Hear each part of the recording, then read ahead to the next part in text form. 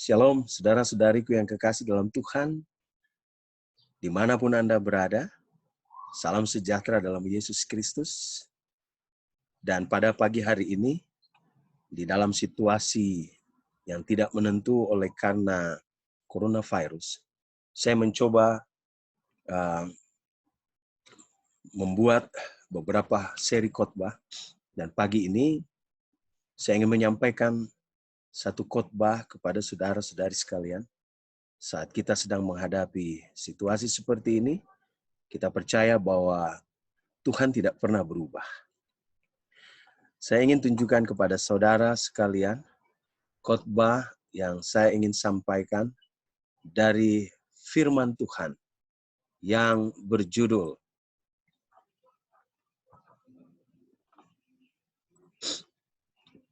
Nuh, Lot, dan kita. Nuh, Lot, dan kita.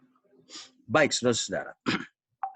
Ada satu perikop di dalam Alkitab yang berisi kata-kata Yesus ketika dia menjawab pertanyaan dari orang Farisi tentang apakah tanda-tanda dari kedatangan anak manusia.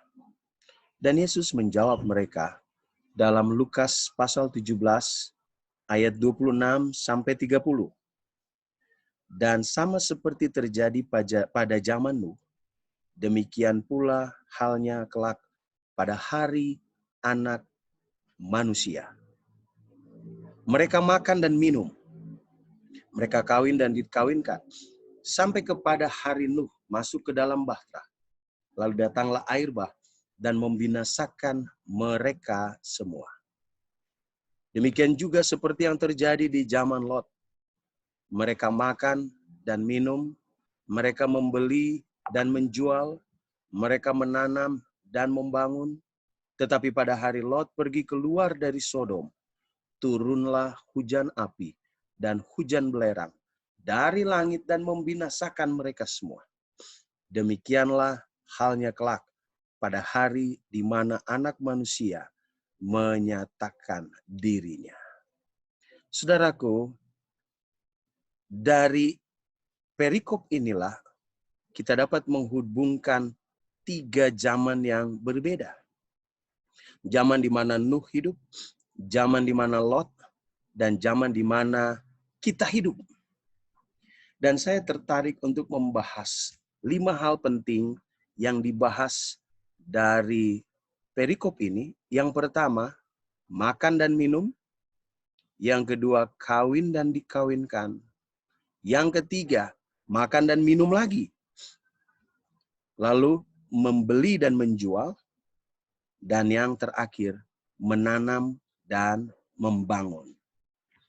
Dalam satu buku yang ditulis oleh Ellen G. White, dalam buku Para Nabi dan Bapa, jilid 7, dikatakan, dosa-dosa yang telah mendatangkan pembalasan kepada dunia sebelum air bah ada sekarang ini. Takut akan Allah telah lenyap dari hati manusia, dan hukumannya diperlakukan dengan sikap acuh tak acuh dan cemoohan. Keduniawian yang ada pada generasi tersebut, artinya pada generasi Nuh, pada generasi Lot, disamai oleh keduniawian yang ada di zaman saudara dan saya hidup hari ini. Oleh karena makan dan minum ada 2 kali diulangi, maka saya akan membahas cukup 1 kali tentang mereka makan dan minum, kawin dan dikawinkan, menjual dan membeli, menanam dan membangun. Mari kita mulai pembahasannya dari makan dan minum. Saudara-saudara, tidak ada yang salah dengan makan dan minum untuk pilihan hidup sehat. Kita setiap hari perlu makan, kita perlu minum, dan makan yang kita pilih dengan baik, itulah makanan yang tepat. Dan jangan lupa Yesus telah memberikan petunjuk buat kita dalam Alkitab. Bagaimana supaya saudara hidup sehat. Makan di Taman Eden, kacang-kacangan, buah-buahan, dan biji-bijian. Itu adalah makanan kelas 1. Dan sayur-sayuran. Ketika Adam dan Hawa jatuh dalam dosa, Yesus menambahkan sayur-sayuran. Lalu ketika air bah terjadi, Yesus berikan makanan sementara, daging. Tetapi sebenarnya itu hanya untuk sementara. Dan tidak ada yang salah. Dan daging itu Yesus kasih tahu. Ada daging yang halal, ada daging yang haram di dalam Imamat pasal 11. Dan tidak ada yang salah dengan makan dan minum untuk pilihan hidup yang sehat. Tetapi kalau Anda perhatikan, mengapa orang di zaman Nuh, orang di zaman Lot, dan orang di zaman kita sering gagal memperhatikan perikop ini tentang makan dan minum, adalah oleh karena mereka tidak sadar, setan menggunakan apa yang kita makan untuk menggiring kita jauh daripada Tuhan. Saudara tidak percaya? Mari kita perhatikan baik-baik. Cara setan menjatuhkan manusia selalu sama di setiap zaman. Dan metode itu dia gunakan untuk menjatuhkan Adam dan Hawa di Taman Eden dengan mengatakan kepada mereka bahwa buah pengetahuan baik dan jahat itu sedap dan enak untuk dimakan. Saudara lihat berhubungan dengan selera makan. Di zaman bangsa Israel keluar dari tanah Mesir, mereka sering menggerutu dengan makanan. Mereka tidak sadar bahwa setan sedang menggiring mereka untuk jatuh dalam soal selera makan. Di zaman Daniel pasal 1, Nebukadnezar meminta semua tawanan dan orang-orang yang dididik di sekolah Babel harus makan makanan raja. Dan makanan itu adalah makanan yang bukan makanan halal, bukan makanan sehat. Tetapi Daniel menolak. Aku berketetapan untuk tidak memakan makanan raja. Kenapa? Karena Daniel tahu setan punya rencana untuk menggiring pikiran Daniel. Dan saudara ingat, salah satu pencobaan yang setan berikan ketika Yesus selesai puasa 40 hari di padang belantara, setan berkata kepada Yesus, "Jika engkau anak Allah, ubahlah batu-batu itu menjadi roti." Dan itu cobaan yang pertama. Apa maksudnya? Hal yang sama. Setan gunakan selera makan untuk menjatuhkan Yesus. Dan strategi setan sama yang dia gunakan untuk kita yang hidup di zaman sekarang ini. Berhubungan dengan nafsu makan. Saudara harus sadar bahwa ada hubungan yang sangat erat antara apa yang kita makan dan minum dengan pembentukan karakter kita. Sebelum saya sekolah di Filipina, saya pelihara sekitar 7 ekor anjing di kampus. Dan saya mencoba membuat perbedaan dari sepasang anak anjing yang baru dilahirkan oleh induknya. Yang satu diberi makan sayur, hanya sayur saja, dan nasi. Yang satu diberi makan kepala ayam dan nasi. Pada waktu mereka bertumbuh semakin hari semakin besar, ternyata ada perbedaan karakter dari kedua ekor anjing ini. Yang kami beri makan sayur, anjing ini sangat ramah. Senang bermain, lihat orang baru, dia tidak menggonggong. Tetapi langsung mengibaskan ekornya, datang kepada orang asing itu, dan senang untuk diusap kepalanya. Tetapi kepada anjing yang kami berikan makan kepala ayam, saudara tahu, orang masih berada di jarak hampir 30 meter, dia sudah tahu. Dan dia menggonggong dengan kuat. Menggonggong. Bahkan seolah-olah ingin mengejar orang itu. Dari sini saya bisa dapati bahwa apa yang kita makan ternyata membentuk karakter kita.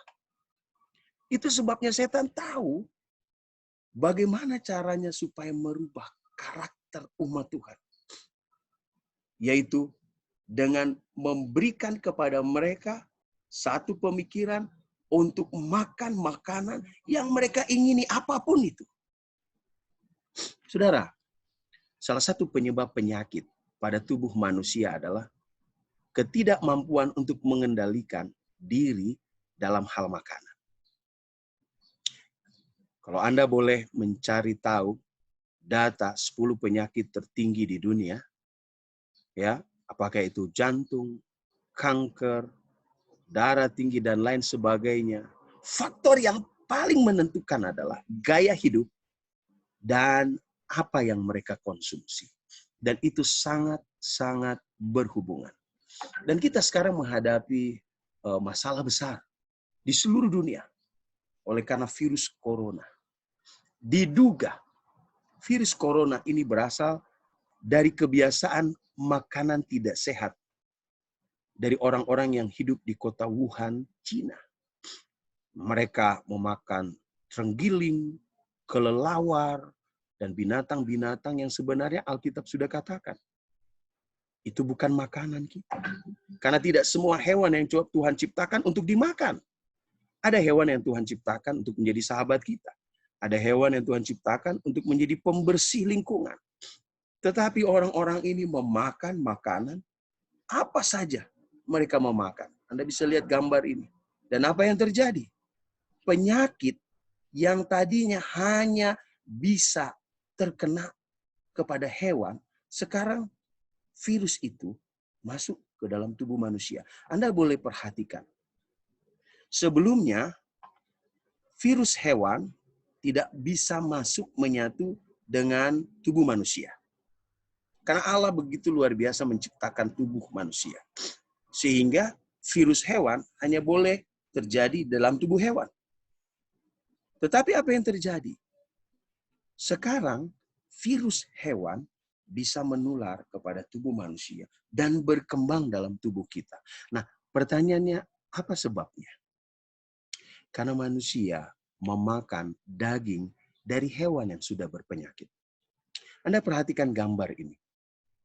Diperkirakan SARS terjadi oleh karena ditimbulkan dari hewan yang ada di gambar ini. Ebola, lalu ada flu burung, lalu ada penyakit sapi gila kalau Anda ingat beberapa tahun yang lalu. Lalu ada namanya flu babi. Dan sekarang kita menghadapi COVID-19.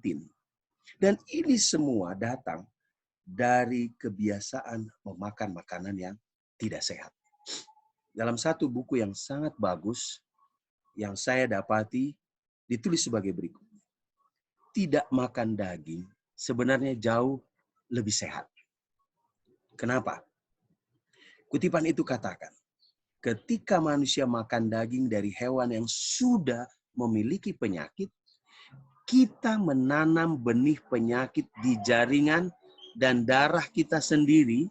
Kemudian ketika penyakit itu menular, dan ketika kita menghadapi epidemi, bahkan pandemik, maka penyakit menular itu menyebar dan sistem tubuh menjadi tidak dalam kondisi untuk melawan penyakit itu.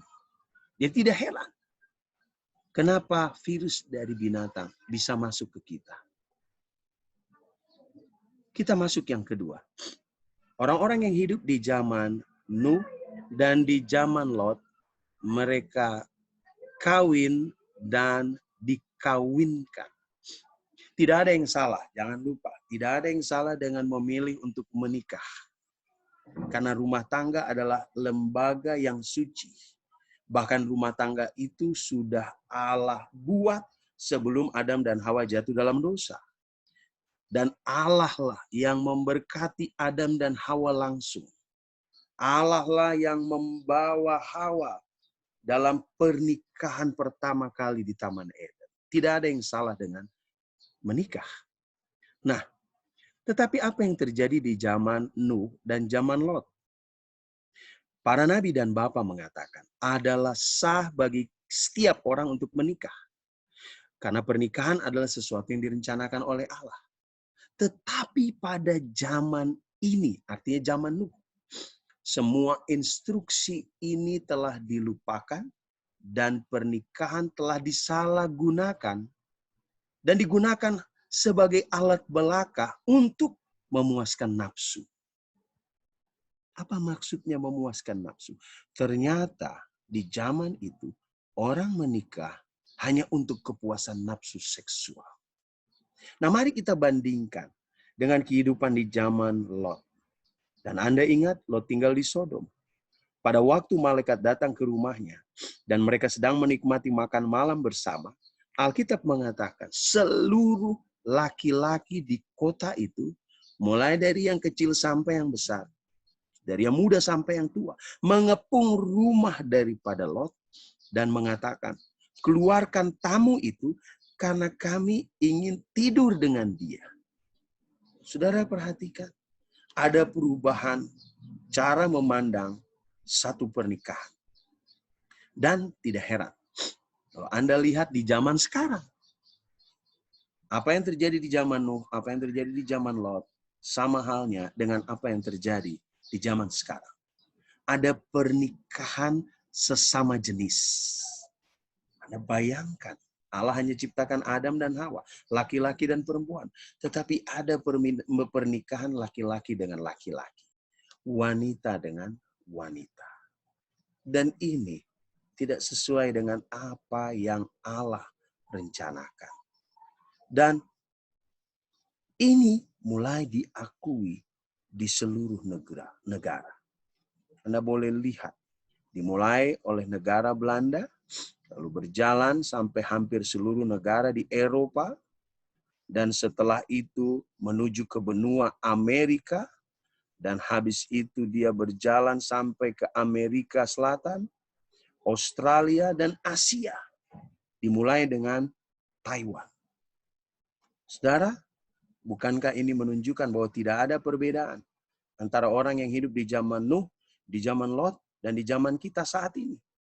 Bahkan tahun 2014 yang lalu, pada bulan September, Jerman menandatangani undang-undang yang menyatakan bahwa kita boleh menikah dengan saudara kandung kita. Saudara laki-laki dengan saudara perempuan dapat menikah. Ibu dan putranya dapat menikah. Ayah dan putrinya dapat menikah. Dan Anda bisa lihat gambar yang dikirim oleh Surat Kabar Sun. Gambar yang warna biru dongker ini menunjukkan negara-negara yang mengesahkan pernikahan siblings. Pernikahan saudara kandung. Ya, Anda lihat. Legal for same sex untuk yang berwarna biru muda. Tidak ada perbedaan. Manusia merubah pernikahan itu sesuai dengan kemauan mereka. Dan Kanada sudah mengizinkan pernikahan dengan binatang mulai dari tahun 2016. Dan surat kabar independen mengatakan bahwa ini sah, disetujui oleh Mahkamah Hukum Negeri mereka. Lalu di Afrika Selatan, perzinahan itu sah mulai Juni 2015. Saudara sah untuk mengambil istri siapapun. Dan tidak ada hukumnya yang bisa menahan saudara. Orang bisa mengambil istri saya kapanpun. Apa bedanya dengan orang yang hidup di zaman Nuh? Lalu di Spanyol, sudah diizinkan para guru untuk mengajarkan tentang seks kepada para remaja. Mereka boleh gunakan porno, film porno sebagai bahan pelajaran. Saudara lihat apa yang terjadi di zaman Nuh, di zaman Lot, dan di zaman kita. Tidak ada yang berbeda. Ini menunjukkan bahwa hal ini sudah digenapi. Hal yang ketiga kalau Anda pelajari adalah manusia membeli dan menjual. Apa yang salah, pendeta, dengan membeli dan menjual? Tidak ada yang salah dengan membeli, dengan menjual, dengan memiliki kekayaan, dengan punya uang yang banyak di tabungan. Alkitab tidak pernah mengatakan bahwa Tuhan membenci orang kaya. Tidak.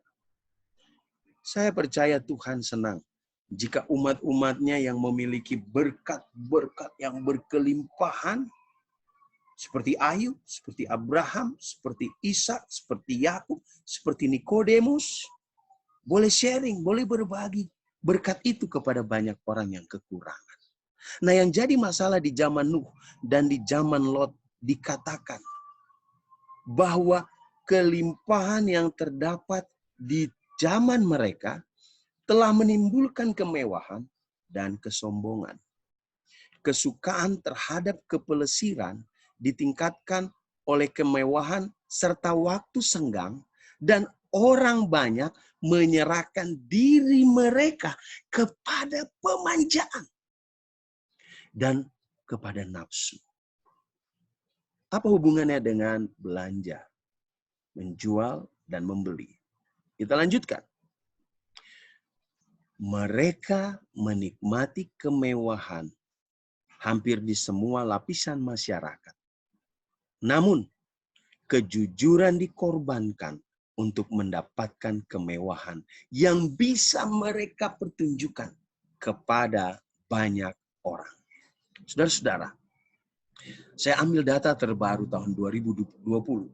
Siapakah orang terkaya di seluruh dunia hari ini? Dulu kita masih mengingat bahwa Bill Gates menduduki tempat pertama dan cukup lama orang yang terkaya di dunia dari perusahaan Microsoft yang dia miliki. Namun, beberapa tahun terakhir ini kita dapati bahwa dia sudah dikalahkan oleh seorang yang bernama Jeff Bezos yang memiliki kekayaan yang sangat luar biasa. Siapa Jeff Bezos ini? Jeff Bezos adalah pemilik Amazon, satu perusahaan online, belanja online. Ya. Saudara, inilah dia orangnya. Ya. Dialah orang terkaya di dunia saat ini.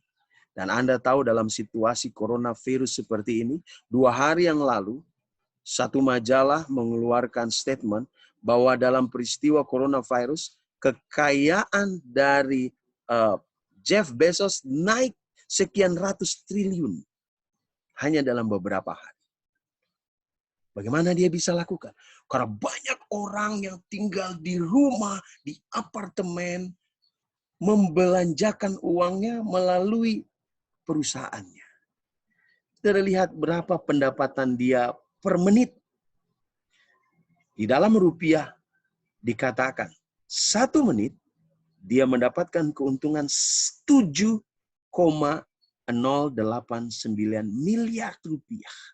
Dalam dolar 443.000 US dollar per menit. Berapa per detik? Berapa kekayaan yang dia dapat sekali kita menghirup nafas? 110 juta per detik. Anda bayangkan orang ini menjadi kaya raya. Karena apa? Karena kita menggunakan perusahaannya sebagai tempat untuk sukacita kita belanja. Nah, saudaraku yang kekasih di dalam Yesus, Anda boleh perhatikan persentase belanja online di dunia per benua. Anda lihat yang warna ungu adalah benua Afrika. Mereka hanya 53% menggunakan belanja online. Urutan yang kedua terakhir adalah Amerika Selatan, 81%. Urutan ketiga adalah benua Amerika, 83%. Di mana ini adalah tempat tinggal dari Jeff Bezos. Urutan kedua adalah Eropa, 85%. Dan saudara tahu urutan pertama, orang paling suka belanja di seluruh benua adalah Asia dan Australia. Tempat saudara dan saya. Dan beberapa tahun yang lalu saya coba teliti, Indonesia masuk dalam 5 besar penduduknya yang suka doyan belanja. Anda bayangkan, tidak ada yang namanya krisis ekonomi rupanya di Indonesia. Kenapa? Karena warganya senang sekali belanja. Nah, saudara-saudaraku, yang jadi masalah, kalau Anda berbelanja untuk sesuatu kebutuhan yang penting, kebutuhan yang primer, itu tidak masalah. Tetapi ada saatnya, ketika kita belanja, kita membuat keputusan secara tak terduga. Atau hanya mengikuti perasaan kita belaka. Apalagi kalau Anda lihat ada tulisan sale. Pada waktu Anda pergi ke mall. Yang tadinya Anda datang ke mall bukan untuk belanja. Anda tergoda untuk belanja. Kenapa? Karena memang seorang psikolog mengatakan tepat. Bahwa banyak kali kita mengambil keputusan belanja. Tidak terduga dan hanya mengikuti perasaan kita. Banyak orang yang sebenarnya tidak perlu membeli. Ada barang yang tidak perlu kita beli. Namun dibeli hanya untuk memenuhi tuntutan keinginan hati. Yang akhirnya membawa kita kepada penyesalan. Saya punya HP iPhone 6. Masih berguna. Masih bekerja dengan baik. Tetapi waktu perusahaan iPhone mengeluarkan handphone iPhone terbaru, kita berpikir saya harus punya. Kita memaksakan diri kita untuk membelinya, padahal kita masih punya. Dan akhirnya kita membuang uang untuk membeli barang itu. Kita masih punya baju yang kita bisa pakai. Namun ketika kita pergi, kita membuka internet, kita lihat di daftar belanja online banyak baju-baju yang bagus, yang kelihatannya murah, yang sebenarnya kita tidak perlu beli karena kita masih cukup banyak di lemari. Kita tergoda untuk membelinya. Dan ini yang jadi masalah. Setelah kita membelinya, ternyata uang kita habis. Para ibu yang harusnya gaji suami dipersiapkan untuk 1 bulan, lalu hanya dalam 1 minggu sudah habis karena suka atau doyan belanja. Akhirnya stres ketika kita perlu uang untuk belanja kebutuhan makanan. Ini masalah yang dihadapi di zaman Nuh, yang dihadapi di zaman Lot, dan yang dihadapi sama di zaman kita. Ya, saudaraku, memiliki barang yang mewah, kita berusaha memiliki barang yang mewah, dan pada akhirnya kita belanja untuk barang itu, membawa kepada rasa bangga diri, dan kita, tidak salah saya mau tunjukkan, kita foto diri kita, selfie, lalu kita tampilkan di kita punya jejaring sosial, dan kita tunggu apa pendapat orang. Apa yang dia katakan tentang gelang yang kita miliki. Jam yang kita miliki. Kacamata yang kita miliki. Ya, muncul dosa kesombongan atas kemewahan yang dimiliki. Bayangkan, orang bisa membeli tas seharga 20 billion US dollar. Anda bisa bayangkan. 20 billion, 20 juta US dollar. Berapa rupiah? Hanya untuk 1 tas. Dan kalau sudah beli, apakah mereka simpan dalam lemari? Tidak. Mereka akan banggakan diri mereka waktu mereka memakai dan mengenakannya. Saudara, seringkali ada beberapa gereja yang menjadi ajang pertunjukan mode. Dan mereka yang membeli pakaian-pakaian baru sengaja datang terlambat, supaya ketika pendeta khotbah, maka mereka jalan perlahan-lahan dari belakang sampai duduk di bangku depan.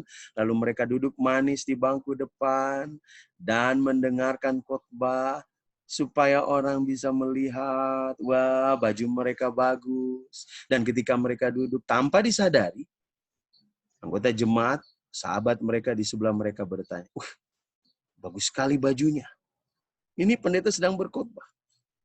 Lalu kita tergoda untuk mempromosi, apalagi kalau kita punya situs belanja online. Kita adalah agen pakaian. Oh, dia akan katakan, aduh, kalau nggak kebaktian, saya mau kasih tahu berapa harganya. Lalu dijawab oleh teman Anda, oh, berapa harganya memangnya? Oh, dia jawab, aduh, kalau nggak kebaktian, saya mau kasih tahu harganya 500.000 rupiah. Lalu dijawab lagi, aduh, kalau tidak kebaktian saya mau tawar 250.000. Lalu dijawab lagi, oh kalau nggak kebaktian saya mau kasih tahu. Ya 300.000 lah. Dan saudara bayangkan itu terjadi selama khotbah berlangsung. Dan pada akhirnya begitu khotbah selesai. Selesai juga transaksi mereka. Dan dari gereja berlanjut kepada paket yang dikirim kepada sahabatnya. Bukankah gereja menjadi tempat pertunjukan mode? Dan ini berbahaya. Kita hidup Tidak berbeda dengan apa yang terjadi di zaman Nuh dan di zaman Lot. Dan yang terakhir, tentang menanam dan membangun. Orang yang hidup di zaman Nuh, orang yang hidup di zaman Lot, mereka menanam dan membangun sampai tidak tahu ketika hari Tuhan datang kepada mereka. Saudara, saya ulangi lagi. Tidak ada yang salah untuk berinvestasi. Tidak ada yang salah untuk membangun rumah dan mendiaminya. Tidak ada yang salah dengan itu. Kata planting and building yang digunakan di dalam buku Lukas, ya, ini menjurus bukan sekedar menanam tumbuh-tumbuhan, bukan sekedar membangun sesuatu yang kita akan tinggali, tapi ini menjurus kepada membangun keuntungan, berinvestasi, membangun rumah, membeli tanah untuk masa depan. Ini ada hubungannya dengan itu, saudara. Dan buku para nabi dan bapa mengatakan, di zaman Nuh, mereka hidup dengan pesta pora. Mereka menanam dan membangun dengan membuat rencana mengenai manfaat yang mereka akan dapatkan dalam beberapa hari mendatang. Investasi. Mereka menanam dan membangun dalam kejahatan dan berani melanggar tuntutan Tuhan. Bahkan tidak takut kepada Tuhan. Saudara bekerja dengan jujur, itu tidak berdosa.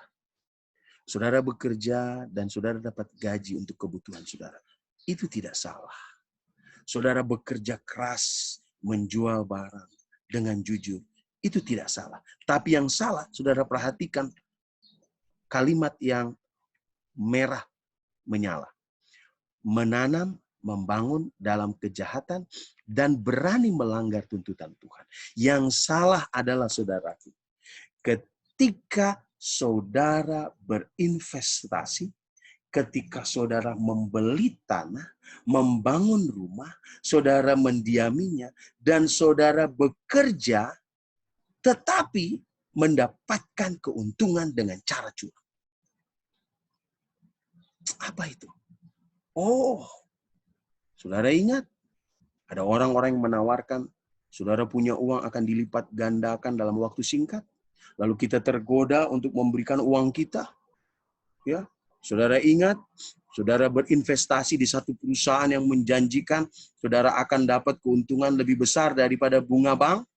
Lalu kita percaya untuk mendapatkan uang dalam waktu cepat, dengan cepat dalam waktu singkat. Kita berinvestasi dan apa yang terjadi? Ada banyak orang tersesat dan tertipu. Yang Tuhan tidak suka di zaman Nuh, di zaman Lot, adalah berinvestasi, membangun dengan cara curang, membangun dengan cara tidak jujur. Dan akhirnya bangunan yang mereka miliki membuat mereka menjadi sombong dan melupakan Allah. Kekayaan yang mereka miliki, mereka dapatkan dari penipuan. Mereka biarkan begitu banyak orang menderita. Mereka tidak peduli. Yang penting kami dapat kesenangan hari ini. Nah, saudara lihat, ini adalah kumpulan gedung-gedung mewah di seluruh dunia. Banyak perusahaan dan orang kaya berlomba-lomba membangun gedung-gedung megah untuk menunjukkan kemampuan dan keagungan finansial mereka. Nah, kita bilang mereka menanam, mereka membangun. Dan apa yang terjadi di zaman dulu sudah terjadi di zaman saudara dan saya hidup. Mazmur berkata, jikalau bukan Tuhan yang membangun rumah, sia-sialah orang yang membangunnya. Jikalau bukan Tuhan yang mengawal kota, sia-sialah pengawal berjaga-jaga. Jadi apa yang kita dapati dari ayat ini? Menanam dan membangun, tetapi melanggar perintah Tuhan. Menanam dan membangun untuk motivasi mencari kekayaan diri dan menindas orang lain. Menanam dan membangun, dan saudara menjual Tuhan, maka ini akan menjadi kutuk dan bukan berkat bagi kita masing-masing. Saudara perhatikan keempat bagian ini. Kehidupan di zaman Nuh, kehidupan di zaman Lot, dan kehidupan di zaman kita.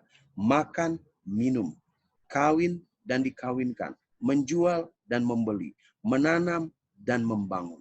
Hal yang sama sudah terjadi di zaman saudara dan saya. Dan saya ingin tunjukkan dua sifat orang yang kita sebutkan dari tadi namanya, Nuh dan Lot. Contoh yang Tuhan berikan di dalam buku Lukas itu bukan kebetulan. Tetapi Tuhan sedang memberitahukan kepada kita dua sifat yang berbeda saat mereka hidup di dunia ini. Yang pertama, kesamaan mereka adalah sama-sama hidup di zaman yang jahat. Nuh hidup di zaman manusia begitu jahat sampai Allah menyesal telah menciptakan manusia. Lot hidup di satu negeri yang juga jahat di mata Allah. Sehingga Allah harus turun untuk mengecek kehidupan mereka di sana. Nah, perbedaannya adalah orang jahat di zaman Nuh dihancurkan oleh Tuhan dengan air bah. Orang jahat di zaman Lot dihancurkan oleh Tuhan dengan api. Nuh, kalau Anda baca buku Kejadian, Allah sebut dia seorang yang saleh dan seorang yang takut akan Tuhan. Itu sebabnya Tuhan pilih dia untuk menjadi contoh dan membangun bahtera. Bagaimana dengan Lot? Lot awalnya seorang yang setia ketika dia ikut Abraham. Namun, pada waktu kekayaannya mulai semakin banyak, dia mulai serakah, dia mulai angkuh, dia mulai tunjukkan kesombongannya. Ketika gembala-gembalanya berkelahi dengan gembala-gembala pamannya, harusnya seorang keponakan yang punya etika, dia akan marah dan menegur gembala-gembalanya. Tapi saudara tahu Alkitab katakan, Lot tidak peduli. Sampai akhirnya Nuh yang berinisiatif untuk menyelesaikan konflik itu. Dengan mengajak keponakannya ke satu tempat yang tinggi. Dan menyuruh keponakannya ini yang pertama memilih tempat yang dia inginkan. Dan di dalam keserakahan, di dalam hidup yang hanya memikirkan uang, Lot memilih untuk tinggal di kota Sodom. Dan apa yang terjadi? Alkitab bilang awalnya dia tinggal dekat kota Sodom. Artinya dia tidak di dalam kota Sodom. Tetapi Lot berubah. Dari dekat kota Sodom, dia masuk ke dalam kota Sodom. Dan dia berubah tidak setia kepada Allah. Yang keempat, Nuh, dia setia membangun bahtera. Saudara, Alkitab katakan belum pernah ada hujan turun mulai dari zaman Adam sampai zaman Nuh. Belum ada. Allah bilang, Nuh, bangun itu bahtera di tempat yang tinggi. Orang tertawa kepada Nuh. Tapi Nuh tetap setia. Tidak peduli orang mengejek dia. Dan dia membangun bahtera. Dan dia mengatakan akan ada hujan besar. Orang menertawakan. Semua orang-orang berilmu menertawakan Nuh. Dan mereka katakan, Nuh, kamu gila. Bagaimana dengan Lot? Lot begitu tinggal di dalam kota Sodom. Dia tidak melayani Tuhan. Dia tidak belajar dari pamannya yang selalu melayani Tuhan. Membangun mezbah. Membuat sumur. Dia tidak pernah membangun mezbah dan sembahyang kepada Tuhan. Dia lebih melayani dunia dan melupakan kerohanian pribadinya, kerohanian keluarganya. Yang kelima, Nuh setia saudara berapa lama? 120 tahun. Dan dia terus menginjil, berkhotbah selama 120 tahun. Dia tidak pernah berhenti berkhotbah. Ya, 120 tahun. Dan Lot tidak pernah menginjil. Tidak pernah kita lihat di dalam buku Alkitab mengatakan Lot menginjil. Oh, ada pastor. Ketika malaikat menyuruh dia mencari orang-orang yang boleh dibawa keluar dari kota Sodom. Ya benar. Lot datang dan berbicara kepada anaknya. Lot berbicara kepada istrinya. Lot berbicara kepada calon anak mantunya. Tapi saudara tahu apa yang terjadi? Mereka menertawakan Lot. Mereka mengatakan, Lot, aku pikir mungkin ada yang salah dengan otakmu, Lot. Kenapa? Kenapa malam itu? Malam terakhir sebelum Sodom dihancurkan. Lot menginjil dan tidak ada satu orang pun yang dengar. Jawabannya simpel. Lot tidak pernah menginjil dengan setia. Setiap hari dalam gaya hidupnya. Lot tidak menunjukkan bahwa dia seorang umat Tuhan. Karena dia hanya berpikir bagaimana untuk mendapatkan keuntungan. Dan apa hasilnya dari kedua orang ini? Nuh berkhotbah 120 tahun. Melayani Tuhan dengan setia. Dia selamat bersama istrinya, bersama 3 anaknya, dan bersama 3 anak mantunya. Komplit. Tidak ada satupun yang tertinggal. Tapi apa yang terjadi dengan Lot? Alkitab berkata dengan jelas. Pada waktu malam hari ketika mereka keluar dari Sodom, istri Lot yang mungkin tidak pernah diinjili oleh Lot, hatinya tetap ada di kota Sodom. Malaikat Tuhan sudah katakan jangan menengok ke belakang. Namun karena cintanya kepada barang-barang mewahnya, kepada rumahnya, dia menoleh ke belakang dan dia menjadi tiang garam. Bagaimana dengan anak-anak Lot? Ya, kita bersyukur malam itu Lot ditarik oleh malaikat bersama 2 anaknya dan mereka selamat. Walaupun mereka tawar-menawar dengan Tuhan. Dan mereka tinggal di satu tempat.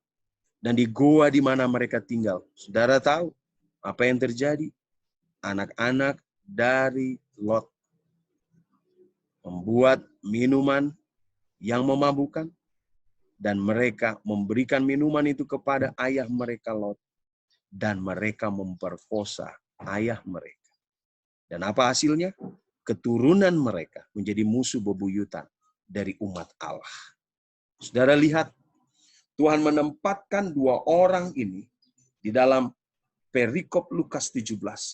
Adalah untuk membuka pikiran kita yang hidup di zaman sekarang. Mana yang saudara pilih menjelang kedatangan anak manusia? Hidup seperti Nuh, setia, saleh, takut akan Tuhan, terus menginjil, dan seluruh keluargamu diselamatkan. Atau saudara memilih untuk hidup seperti Lot. Saudara lupakan Tuhan untuk gaji yang besar. Saudara lupakan Tuhan untuk seorang pria atau seorang wanita yang mungkin kaya. Saudara menyangkal Tuhan dengan berbagai macam barang-barang yang setan sajikan. Dan apa yang terjadi? Bagian dari keluarga kita ada yang hilang. Sama seperti Lot ketika anak manusia datang. Harapan saya, harapan Tuhan, dan harapan kita semua. Saat Yesus datang yang kedua kali, tidak ada satupun di antara kita yang binasa. Kita semua masuk di dalam kerajaan surga. Ya, saudara, pada kenyataannya seringkali kita melihat dalam satu keluarga yang punya 2 anak, 3 anak, 4 anak, 5 anak, ada saja satu anak yang melenceng, satu anak yang serong jalannya. Tapi saudara, saya mau katakan kepada saudara, masih ada waktu untuk membawa keluarga Anda untuk dekat kepada Tuhan. Saudara masih punya kesempatan untuk menarik suami Anda yang mungkin sudah melenceng untuk datang kepada Tuhan. Saudara punya kesempatan untuk berbicara kepada istri Anda yang suka doyan belanja sampai lupa mengatur makanan dalam keluarga untuk kembali kepada Tuhan. Saudara bisa membawa anak-anak saudara yang mungkin hari ini sudah mulai tidak pergi ke gereja karena mereka menikmati kesenangan untuk nongkrong dengan teman-teman mereka. Saudara bisa bawa anak-anak Anda yang mungkin hari ini ya tidak lagi setia kepada Tuhan. Kita masih punya waktu. Dan Tuhan minta kita untuk hidup seperti Nuh. Ya. Bagaimana dengan hidup kita sekarang? Pilihlah untuk hidup seperti Nuh, setia sampai Tuhan datang. Beberapa ayat sebelum kita tutup khotbah ini. Ayat yang pertama bagi saudara dan saudari yang punya masalah dengan makanan. Firman Tuhan mengatakan di dalam Amsal 23 ayat 2. Taruhlah sebuah pisau pada lehermu bila besar nafsu. Dan kadang kita ikuti satu kutipan yang mengatakan harusnya kita makan untuk hidup. Tetapi yang terjadi adalah kita hidup untuk makan. Nah, ini tidak boleh, saudara. Jangan hidup hanya untuk makan. Oh, ada undangan pernikahan. Walaupun gak diundang, lame-lame pergi. Datang bahkan bungkus, saudara. Ada acara potluck, kita tidak bawa makanan, tapi bawa plastik untuk bungkus makanan. Jangan. Taruhlah sebuah pisau pada lehermu bila besar nafsu. Yang kedua, 1 Timotius 6 ayat 9. Rasul Paulus berkata, mereka yang ingin kaya terjatuh ke dalam pencobaan, ke dalam jerat, dan ke dalam berbagai-bagai nafsu yang hampa, yang mencelakakan, yang menenggelamkan manusia ke dalam keruntuhan dan kebinasaan. Saudara lihat ayat ini dengan seksama. Karena ingin kaya, datang ke pencobaan. Pada waktu mereka menghadapi pencobaan, mereka terjerat. Terjerat oleh apa? Nafsu. Lalu nafsu itu membawa mereka kepada apa? Kecelakaan. Lalu apa yang terjadi? Mereka tenggelam. Mereka runtuh. Dan akhirnya mereka tidak sadar. Dimulai dengan ingin kaya. Dan diakhiri dengan kebinasaan. Mari, Anda orang kaya, tidak masalah. Tetapi jika Anda ingin kaya dengan cara yang bertentangan dengan firman Tuhan, Anda sedang membawa diri Anda ke dalam kebinasaan. Markus 3 ayat 25. Bagi saudara yang sudah punya rumah tangga, hati-hati. Jangan hidup seperti orang yang hidup di zaman Nuh dan hidup di zaman Lot. Mereka berumah tangga hanya untuk sekedar memuaskan nafsu birahi. Yesus berkata, jika satu rumah tangga terpecah-pecah, rumah tangga itu tidak dapat bertahan. Rumah tangga kita akan utuh jika Anda punya motivasi yang benar.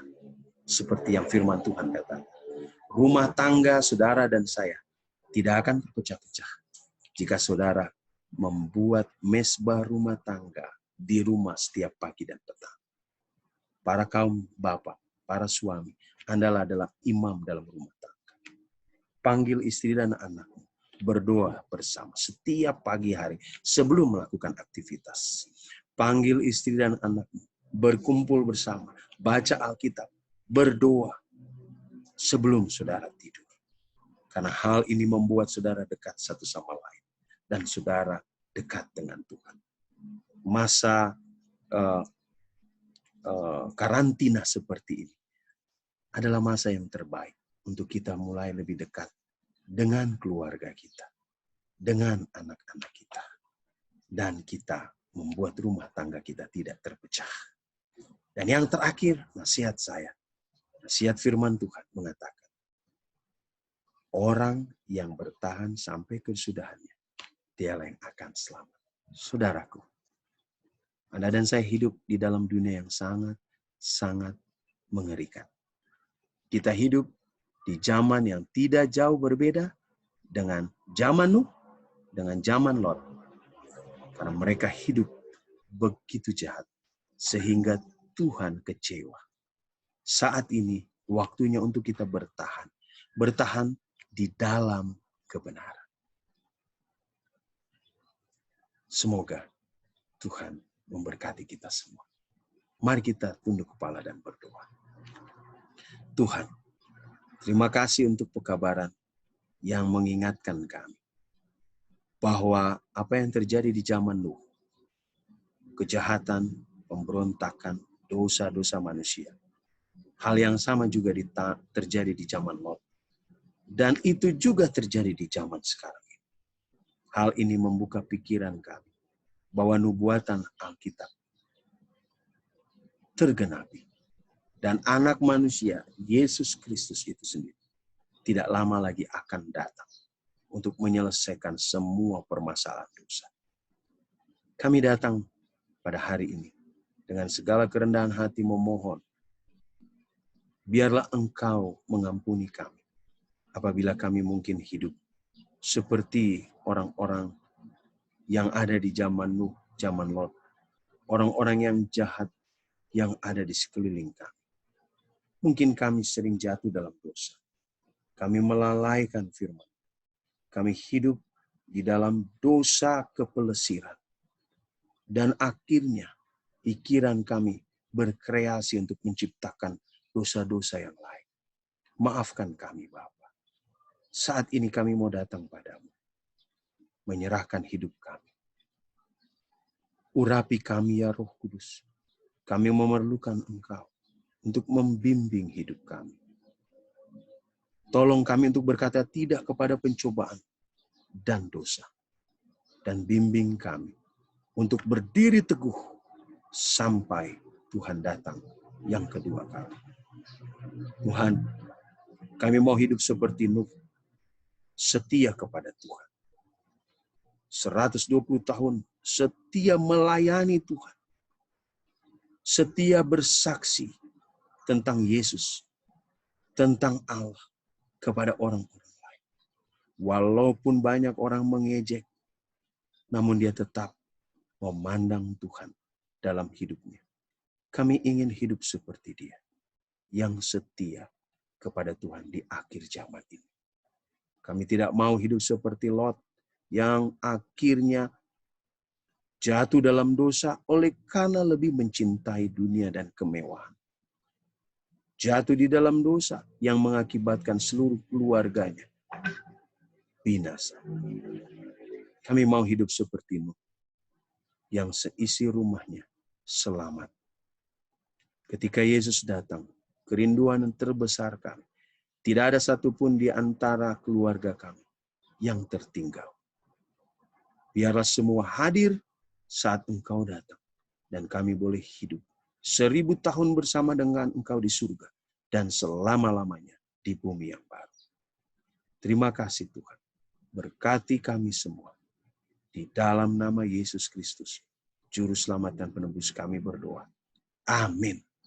Terima kasih saudaraku atas segala perhatian yang saudara sudah berikan. Semoga khotbah ini menjadi berkat buat saudara. Tuhan memberkati kita semua. Amin.